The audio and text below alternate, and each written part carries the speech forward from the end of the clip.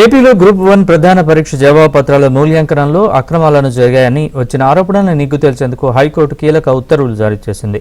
వాస్తవాలను తేల్చేందుకు ప్రత్యేక దర్యాప్తు సంస్థను ఏర్పాటు చేయాలి లేదా ప్రస్తుతం ఉన్న సిట్ను పునర్వ్యవస్థీకరించాలని రాష్ట్ర ప్రభుత్వాన్ని ఆదేశించింది.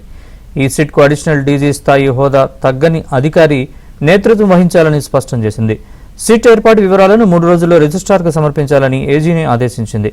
కోర్టు సూచించిన పలు అంశాలపై విజయవాడ వెలుపల ఉన్న ఏదైనా కేంద్ర ఫోరెన్సిక్ ల్యాబొరేటరీ నిపుణులతో దర్యాప్తు చేయాలని సిట్కు స్పష్టం చేసింది.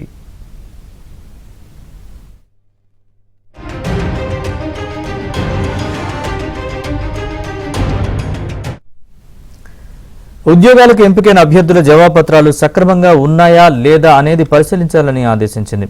అదేవిధంగా ఈ కేసులో పిటిషనర్లు ఉద్యోగాలకు ఎంపిక కాని అభ్యర్థుల జవాబు పత్రాలను కూడా తనిఖీ చేయాలని ధర్మాసనం తెలిపింది.